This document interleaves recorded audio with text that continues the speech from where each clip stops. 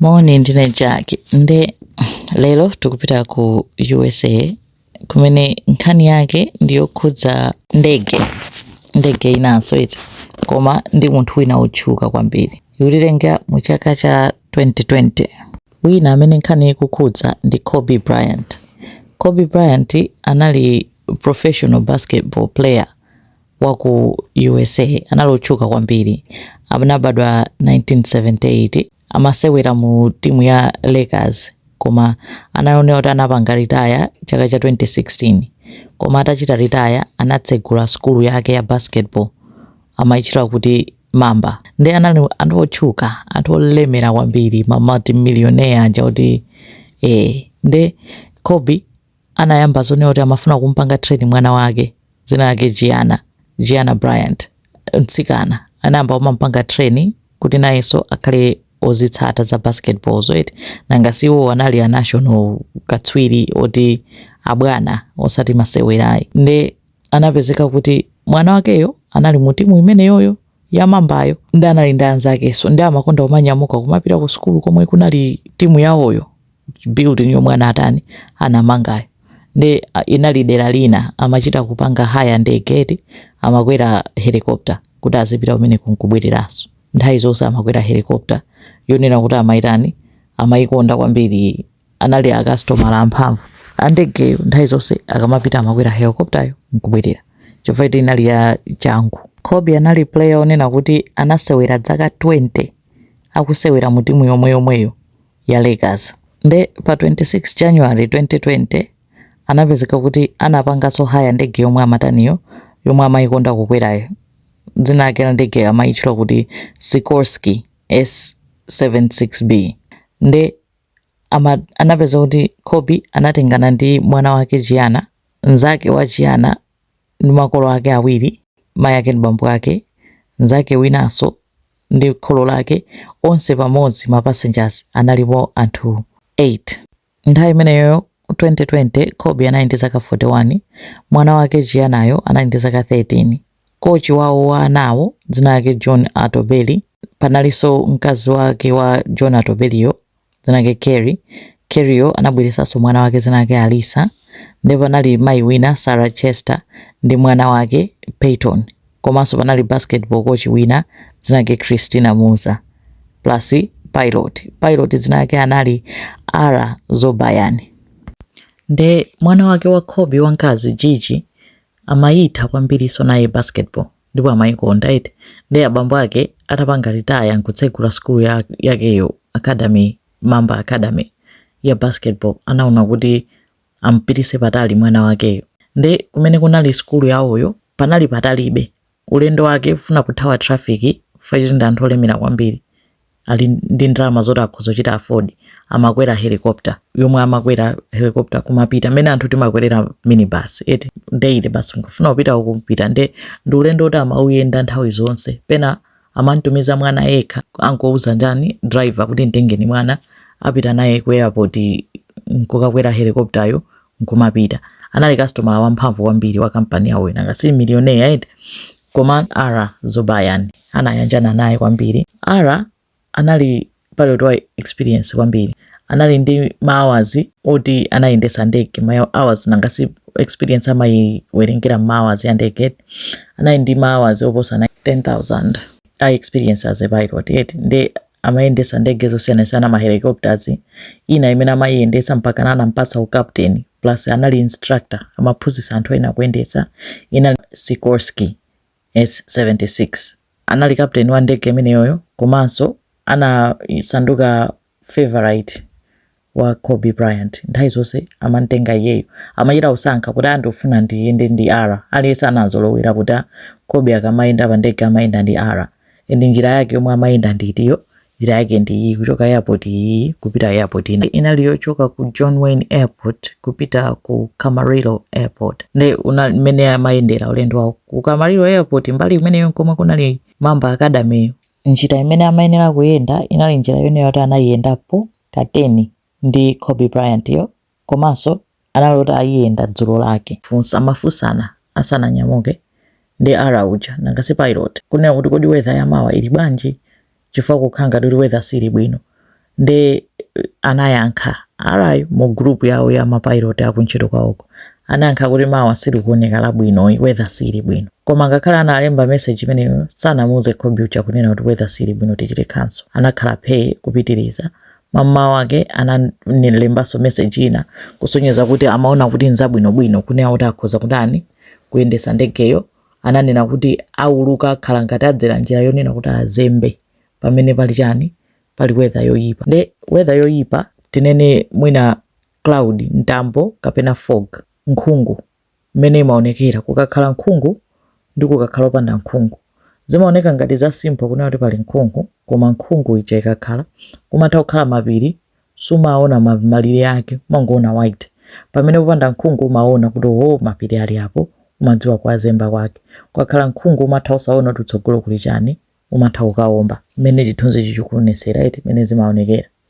nde ara anapanga decide kuti iye atenga anthu ake nde anabwera pa 26 po kunabwera Kobe Bryant yo mwana wake Gianna munali pilot yo nde munalinso anthu ena 6 nde anthu onse anakwera nkunyamuka atanyamuka anapempha chilolezo kunena kuti aulutse ndege mu VFR mu weather yotisiya bwino kwenikweni iti nde iye ati plan yake nayo ni kuti aziulutsa mu ndege ja mmusi chifukwa choti mmwamba munali mtambo sadziona bwinobwino aziulutsa mmusi.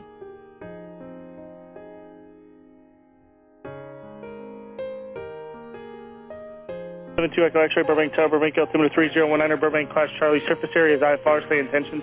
8%, maintain special VFR action, special VFR transition on the 101 westbound 2. November 2 Echo X-ray, hold outside Burbank class Charlie airspace. I have an aircraft going around. 2 Echo X-ray holding.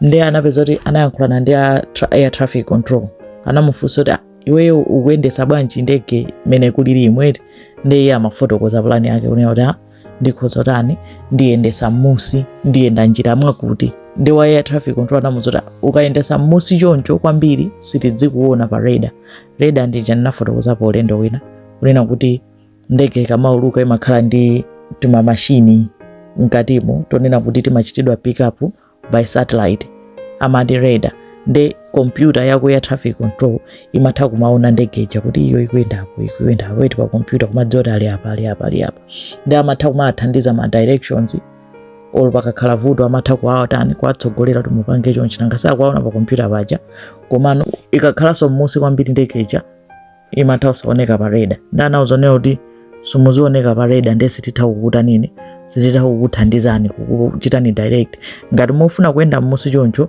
ndi kuti udzidalira wekha kuti udzirani udziona njira nkumadziongolera ndi anavomera arauja kuti ndipanga choncho. SoCal helicopter 72 Echo X-ray with you transitioning in VFR condition at 1502 Camarillo. Helicopter 72 Echo X-ray SoCal approach, roger, and you just going to stay down low at that for all the way to Camarillo? Yes sir, low altitude 2 Echo X-ray. 2 Echo X-ray, roger. I'm going to lose radar and comms with you probably pretty shortly, so you can just squawk VFR and when you get closer, go to Camarillo Tower. Copy that, we'll squawk VFR 2 Echo. Panatha kanthawi kochepa anapezeka kuti anthu amachita report kuti akuona ndege ikuyenda mmusi kwambiri ena mpaka anajambula ndi makamera awo kuti pakuyenda ndege tikuyenda modabwisa ikukhala ngati nkuzungulira kenako ndege ichi anakhala ngati yasowa yapita mmwamba arauja anachitanso contact ndani anachitanso contact wa air traffic control. SoCal 4 helicopter 2 Echo X-ray, we're going to go ahead and start our climb to go above the layers and we're going to stay with you here. 2 Echo X-ray, where are you? Just west of Van Nuys, 2 Echo X-ray. 2 Echo X-ray, yeah, you're still on a 1200 code. Are you requesting flight following? Yes sir, 2 Echo X-ray. 2 Echo X-ray, what do you say intentions? We're climbing to 4002 Echo X-ray. Kumuza onera kuti ndifuna nditani ndikwere mmwamba ndikuona ngati kuti ndikhoza kuyenda bwino ndikwera mmwamba kwambiri amati afuna apite mmwamba 4000 feet fanala akuyenda mmusi pa nthawiyo amati andipita 4000 feet ndikafika mmwambamo nditani mundithandize ma directions kwanga kuti amafuna kubwereranso pa radar kuti azimutani traffic control azimuona ampase direction ndi traffic control anati okay chabwino within 4 minutes of kuyankhulana ndi wa air traffic control. Ndege ija inapezeka kuti yasowa m'mitambo, yalowa nkati m'mitambo. Nthawi yomwe anthu anamva chiphokoso chakumapiri. Anthu ena amadutsa kumene kuja ndi njinga zawo, anapeza kuti anaona kukutani kuyaka moto. Ndege ija inagwa, inakagwera chakumapiri. Ndi mmene anadani anathera Kobe Bryant, mwana wake Gianna ndi anthu enawo, anthu 6 kuphatikizapo pilot Ara. Nde inali nkhani yoti inaopsa kwambiri nthawi imeneyoyo, imfa yotero yoti munthu ndi mwana wake anasiya abale ake ku nyumba, anthu awo okondedwa plus ena banja lonse, mayi, bambo ndi mwana mndegemo, wina mayi ndi mwana wake mndegemo. Zinali zoopsa kwambiri, zosakhala bwino. You can imagine kuti zinali zotaneti, kuti inali nkhani yoti inali paliponse, inali nkhani yayikulu kwambiri, ngozi. Nde anapanga investigate kuti cheni chapangitsa ngozi iyi ndi chani.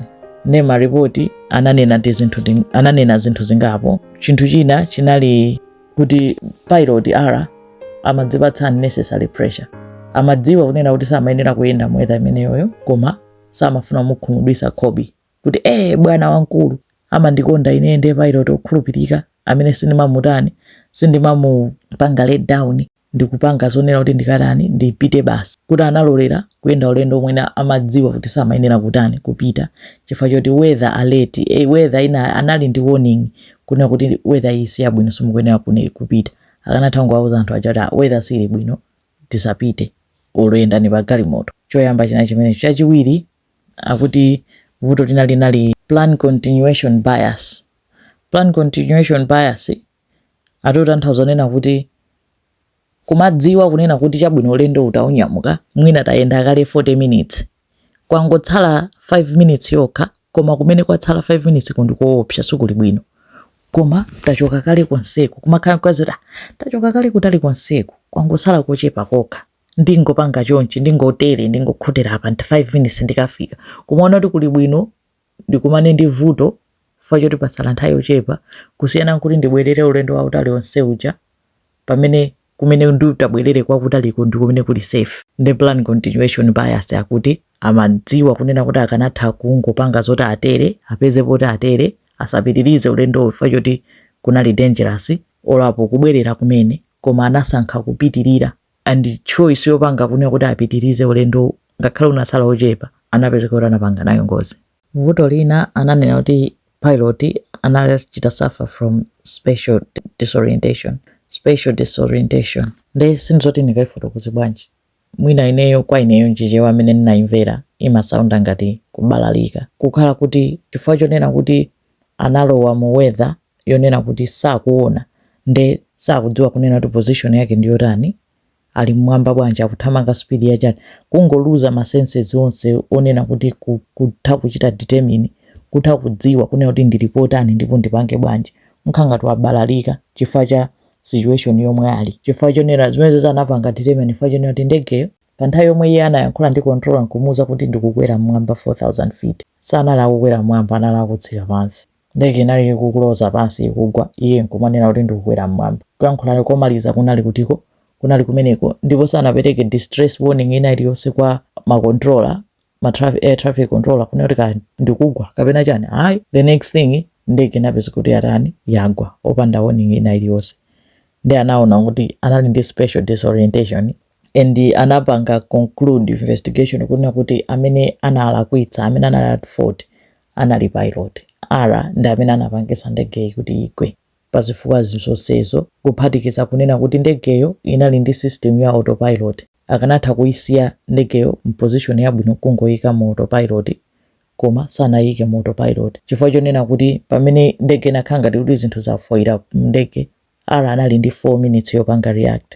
Nde mu ndege 4 minutes ndi nthawi yaitalibe yonena kuti munthu ukuzopanga china change. Chifukwa anthu ambiri apeza kuti ali ndi maseconds okha kuti achite react mu ndege before kuti igwe. Nde Ara anali ndi 4 minutes, koma mu 4 minutes mo anabalalika.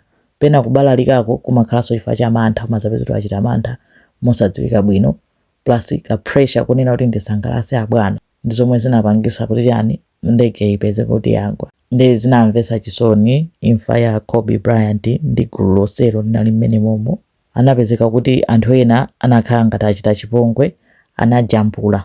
Omwe anabwera pamalopo anajambula zithunzi nkuzitulusa ngati pa social media ndi zinabweretsa milandu kunasumiridwa anthu mpaka analipira compensation kwa mabanja anthu ofedwa kuti chimene chinali chipongwe.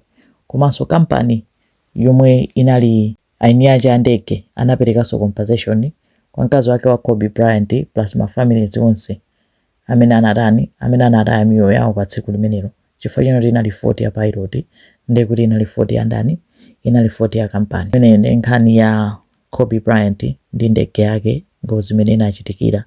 Zikomo kwambiri.